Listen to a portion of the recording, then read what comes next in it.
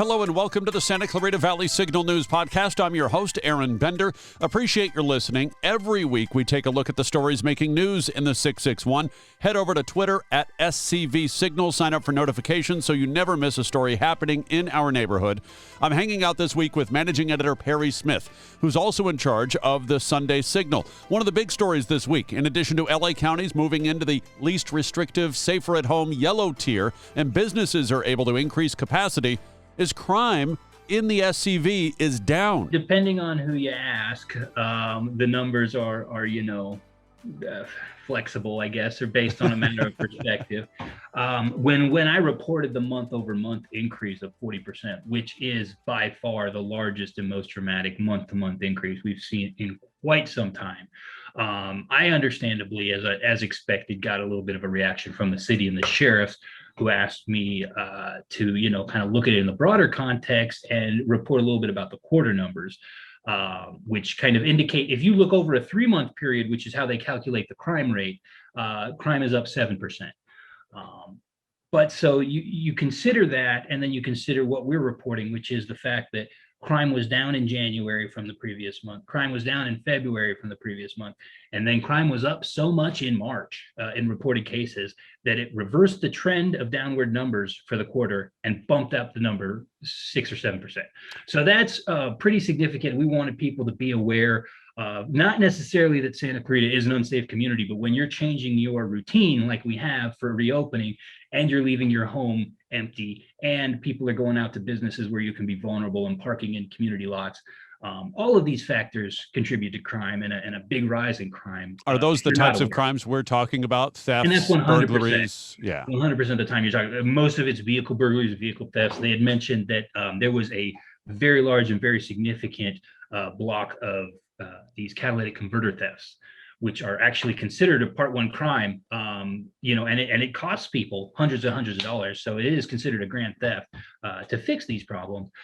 But yeah, we had dozens and dozens of those all in one stretch, and that is going to bump you up your crime rate because it's a Part 1 crime, and that's what they calculate. So it's not necessarily that Santa Clarita is any less safe. It's just that people have to be much more mindful and be very aware of their surroundings, especially when they're changing their patterns, they're changing their routines, they're going back out into the public and they haven't gone out for a year.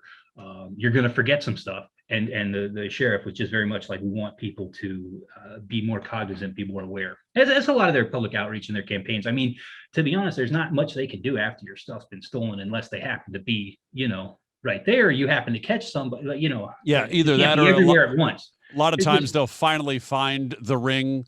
Yeah. The ringleader, and next thing you know, they look through the garage and they've got to put pictures up like, hey, is this your stuff? Because we found about 3,000 items, something like that. Right. And a lot of that comes from community help. And that's what the message they want to get out there is that, they can't be everywhere at once, but, you say something and then who knows what break that's going to lead to when you catch something. So that's a big part of it, too. It's just, kind of reminding people. But the numbers weren't great. But I am hearing that in April, they went back down again. And so once we have the formal official report from the sheriff's transparency promise, we're going to put out that story, too. And it's going to indicate that the numbers are a lot lower. Speaking of crimes and speaking of the sheriff's department, you've got a bank robbery. The response to that bank robbery has now led to a lawsuit. What's happening? Yeah, so this one was kind of one of those just unusual stories where you have one of this personal injury law firm, which actually has a giant billboard that overlooks the sheriff's station. Of course. This lawyer was across the street from his office at the mall, which is, down the street from City Hall and down the street from the sheriff's station. So right in there, he's coming out. And on January 6, 2020, there was a bank robbery of a Chase Bank that was literally right next to his offices and City Hall, this location I'm talking about, across the street from the mall. So Greg Owen gets into his car. It's a 750 IL BMW. It's a nice car. And deputies are, searching for their suspect. And I guess it's debatable on how much he matches them because I don't have a picture of Forrest Rowe to compare. But the basic descriptions, a white guy about 6 feet tall, 180 to 200 pounds, I'm sure. He fit it. He was right there. They pulled him out of the car. They performed a traffic stop on him. He thought he was saying, "I'm a lawyer. I know my rights. You can't search my stuff." And deputies in an emergent response to a bank robbery are not generally the at the best time and place to have a legal discussion over your custody rights. And Right. and they're to engage in an argument right there. They're going to do their search and then sort it out. Has been my experience, right or wrong. So he was upset about that, and engaging with them, and then he was put in the back of the car, and then they brought him out, let him go, and he was asking for names, and he didn't get them, and so that was January 2020. In February of this year, he filed a lawsuit seeking damages and claiming distress and injury from that experience. So it's not often you have a very prominent attorney who in the personal injury firm come after the sheriff's station like that. But he thought that was a unique case that we're going to be following. Also this week, Hart High has come out and said, hey, we're blended for the rest of the year. I know a lot of you parents want kids to be coming back full time as things reopen, but we're just not going to do that. What's been the type of reaction that the Signal's been able to hear, whether it's administrators or parents or both? I think everybody, including I shouldn't say everybody, obviously, but a lot of teachers and most administrators and most parents, from my experience, want kids back in the classroom and get that normal experience. But I think there's a lot of, logistical challenges. And even for the parents who want their kids back, there's a lot of, okay, you have to adjust your carpool, you have to adjust your hours. Sometimes you even have to adjust your work schedule to accommodate when your children have such a drastic change like that. So I imagine that was part of the consideration, as well as the teachers unions do have to renegotiate their hours, renegotiate their situation. We've been operating under emergency COVID conditions. So there's a lot of pieces to that puzzle that need to be in place for them to do that. And that's why I think the district was a little more confident committing to fall. And it makes sense. I mean, you're always going to have some people disappointed, but I think most kind of understood that such a drastic change would be really hard to implement in such a small window.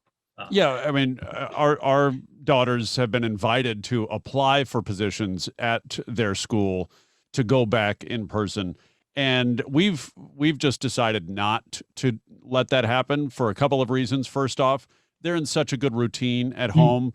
Right. And we have the ability to stay home with them. So Right. there's that I know a lot of parents don't have that flexibility or luxury or privilege, really.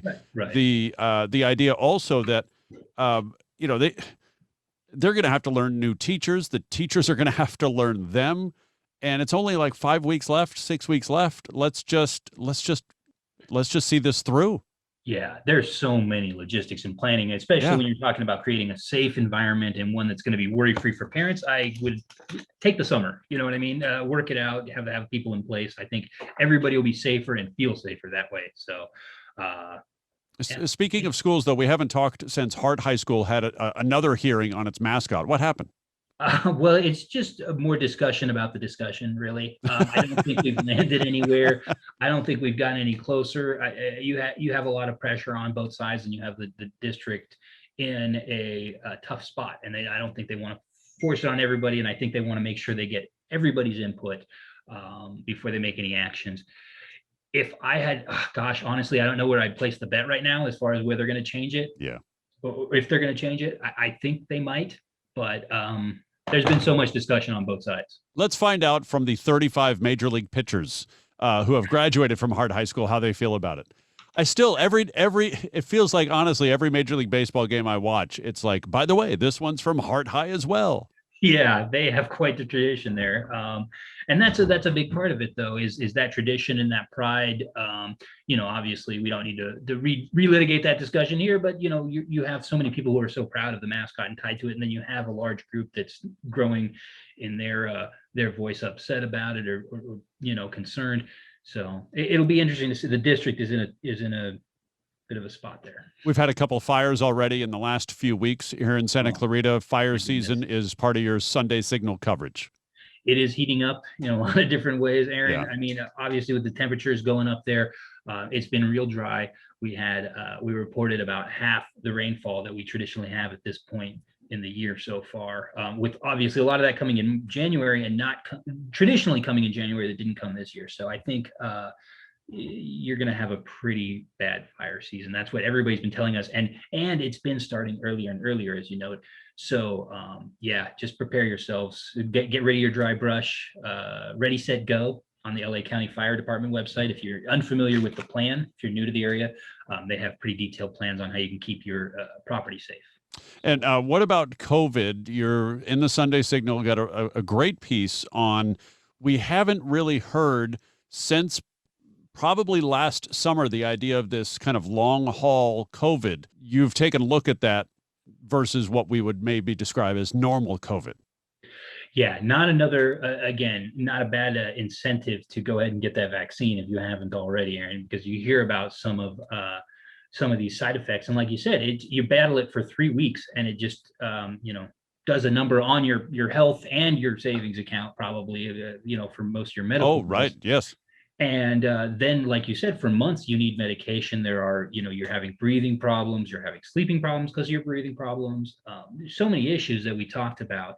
And really, there's not a lot that the doctors can do except treat the symptoms and try to make things a little bit easier for you. But once you catch this thing, it's pretty gnarly, and what it can do to you if your immune system is susceptible. This time last year, we didn't have as many streaming options as we do now. Everybody's home. We're just streaming everything we can. And now there's Paramount Plus and Discovery Plus and all these other things. Sunday Signal also taking a look at all the different streaming packages and ways to save. Always appreciate you plugging my story, Aaron. Thank you. You got it, man. Yeah, no, I wrote that one because I was looking at some options, and somebody had mentioned some stuff that's going on the BBC that we don't get.